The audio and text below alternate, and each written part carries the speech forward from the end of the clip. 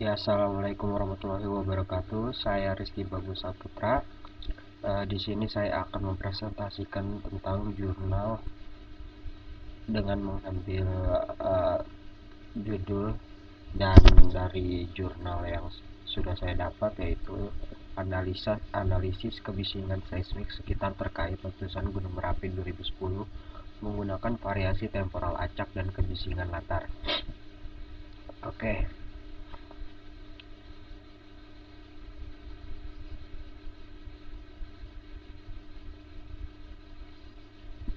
Yang pertama ada abstrak. Di sini kami menyajikan kombinasi analisis permutasi entropi atau PI dan daya spektral densitas atau PSD pada data seismik kontinu yang direkam oleh stasiun seismik periode pendek selama letusan Gunung Merapi 2010. Perhitungan PI bertujuan untuk mengkarakterisasi tingkat keacakan pada kebisingan seismik, sedangkan parameter PSD digunakan untuk mendeteksi tingkat kebisingan latar pada berbagai pita frekuensi. Telah diamati sebelumnya bahwa pengurangan keacakan yang signifikan sebelum letusan Gunung Merapi dapat diindikasikan sebagai salah satu prekursor jangka pendek karena kurangnya frekuensi tinggi atau lebih dari 1 Hz di medan gelombang kebisingan yang disebabkan kurangnya frekuensi tinggi di medan gelombang kebisingan yang disebabkan oleh kerugian penyerapan yang tinggi sebagai magma panas naik ke lapisan atas. Hasilnya menunjukkan tidak ada pengurangan signifikan dalam keacakan sinyal sebelum rangkaian letusan. Ciri kejadian pada masa preemptif dan krisis cenderung chaos. PI di kisaran 0,9 sampai 1. Perhitungan lebih lanjut menunjukkan bahwa deviasi standar PI menurun dalam 4 hari sebelum letusan pertama pada 26 Oktober. PI stabil pada nilai tertinggi atau sangat mendekati 1 dan secara bertahap kembali ke fluktuasi sebelumnya setelah onset letusan. Tingkat kebisingan latar pada pita frekuensi rendah dan tinggi ternyata memiliki kecenderungan yang sama. Dua letusan utama berhubungan dengan dua puncak tingkat kebisingan tertinggi. Terdapat 6 stasiun seismik pita lebar, yaitu GRW, GMR, PAS, LBH, WOR, dan CRM, dan 4 stasiun seismik periode pendek, DEL, KLA, PLA, dan PUS, yang mencatat aktivitas sebelum dan selama letusan Oktober 2010. Stasiun broadband dilengkapi dengan seismometer Gurab CMG 40T 30 detik. Sedangkan stasiun periode pendek dilengkapi dengan seismometer L22 per 2 Hz dan L4C per 1 Hz. Mark Products. Ketersediaan data seismik di masing-masing stasiun ditunjukkan pada gambar 2. Selama masa aktif gunung berapi, transmisi data dari sebagian besar stasiun broadband di jaringan terganggu dan banyak celah data sebagai akibatnya. Data tersebut juga tidak mencakup rangkaian letusan. Ini yang tadi, ini seismik data pendeknya di PUS, PAS, ini KLA dan DEL dan PLA. Dan ini stasiun panjang, GMR, GRW, Password, LBH. Di sini bisa kita lihat penyebaran seismografnya di sini, sensor-sensornya yang ada di dekat kali orang, yaitu PLA, seperti ini. Seismisitas pra dan koruptif kegempaan di Gunung Merapi saat krisis 2010 menunjukkan semua jenis peristiwa yang sebelumnya diidentifikasi di Merapi, diwakili dalam kegiatan 2010 peristiwa vulkanotektonik atau VT, peristiwa frekuensi rendah atau LF, tremor, peristiwa multiphase, guguran, batu jatuh, dan periode sangat panjang. Indikasi awal aktivitas seismik meningkat termasuk 4 kawanan peristiwa gunung berapi tektonik pada 31 Oktober 2009, 6 Desember 2009, dan 10 Juni 2010. Periode dari 20 September 2010 hingga ledakan awal letusan pada 26 Oktober 2010 ditandai dengan dramatis peningkatan di semua parameter yang dipantau, termasuk tingkat kegempaan, jumlah kedua gunung berapi tektonik, peristiwa yang berhubungan dengan rekahan geser pada bangunan, dan peristiwa multiphase. yang sesuai dengan pergerakan magma meningkat secara eksponensial di Oktober 2010. Selain peningkatan tajam PT dan MP.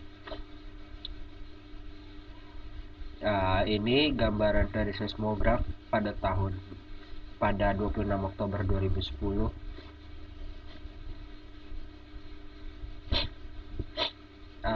Ini yang pita panjang dan ini pita pendek.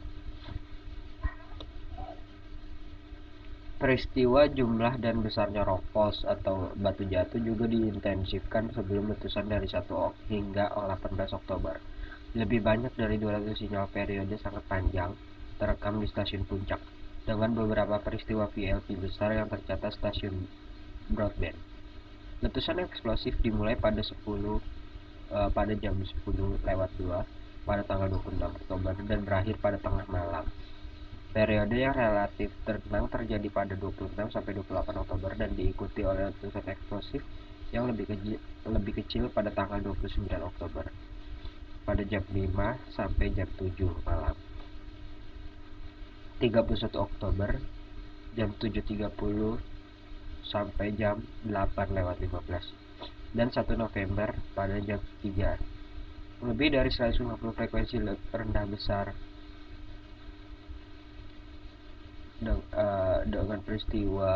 dengan frekuensi dominan lebih dari 2 Hz terjadi antara 29 Oktober dan 3 November. Pada 3-4 November terjadi letusan intensitas meningkat lagi dengan serangkaian ledakan. Sejak awal 3 November, data dari stasiun seismik jarak dekat menjadi jenuh. Karena peningkatan intensitas getaran, pada 4 November getaran meningkat lagi dan dirasakan saat intensitas perkoli 2-3 bergetar pada jarak 10-20 km gunung berapi. Keempat stasiun seismik real time proximal adalah benar-benar jenuh, lebih dari 0,025 mm per second. Amplitude seismik dari stasiun Imogiri distal pada saat klimaks ledakan terjadi pada 4 November di jam 5 adalah 5 kali lebih besar daripada sinyal yang terkait dengan ledakan 3 November. Itu letusan eksplosif yang terputus-putus dan terkadang berkelanjutan pada malam hari pada tanggal 4-5 November, termasuk letusan klimaks. Oke, ini dia hasilnya. Variasi temporal PI dan PSD untuk PWS, DEL, dan stasiun PLA ditunjukkan pada gambar 3. Tidak signifikan penurunan keacakan sinyal mendahului Merapi 2010 letusan seperti yang dinyatakan dalam studi pendahuluan. Variasi PI berada pada kisaran 0,9 hingga 1, yang artinya karakter peristiwa pada periode pre-eruptif dan krisis cenderung kacau. Fluktuasi PSD di pita frekuensi rendah pada 0,13 sampai 0,28 Hz dan 0,36 sampai 0,7 Hz hampir bertepatan dengan variasi pita frekuensi tinggi 0,71 sampai 1,43 Hz dan 3,4 sampai 6,8 Hz. Dua letusan utama onset pada 26 Oktober jam 10 dan 4 November jam 5 sesuai dengan dua puncak PSD tertinggi baik di pita frekuensi rendah maupun tinggi. Fluktuasi PSD pada pita frekuensi rendah lebih terlihat pada dial station. Fluktuasi ini menunjukkan bahwa stasiun push yang lebih dekat ke puncak daripada stasiun lain yang merekam lebih banyak acara frekuensi tinggi. Berdasarkan PSD amplitudo, peristiwa dengan rentang frekuensi 3,4 sampai 6,8 Hz tampaknya memiliki intensitas paling dominan. Ini dia tadi aktivitas seismonya.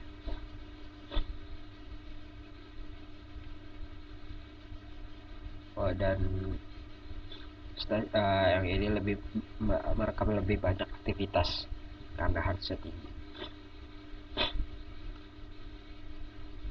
Oke, konklusinya, sejumlah besar dan besaran peristiwa yang menyertai letusan Merapi 2010 diperkirakan menjadi penyebabnya nilai PI cenderung tinggi. Nilai PI tertinggi itu stabil selama 4 hari menjelang letusan pertama tanggal 26 Oktober. Diperkirakan terkait dengan peningkatan eksponensial dari semua jenis peristiwa. Variasi temporal PSD dapat menggambarkan intensitas kejadian sebelum letusan dan dominasi acara yang berhubungan dengan frekuensi tinggi kandungan. Pendakian magma yang cepat juga dimungkinkan penyebab lain dari tidak adanya penurunan yang signifikan. Keacakan sinyal sebelum letusan karena kuat kerak bertekanan karena memiliki doming pada mantle atas belum mendominasi sistem sehingga heterogenitas kerak tidak berubah. Dan semakin tinggi frekuensi hamburan tidak menurun. Kontribusi kebisingan budaya merupakan faktor yang perlu diperhatikan dalam pengolahan seismik ambient kebisingan di Merapi karena kepadatan sekitar. Ini referensinya. Oke, sekian presentasi dari saya. Lebih kurangnya mohon maaf. Wassalamualaikum warahmatullahi wabarakatuh.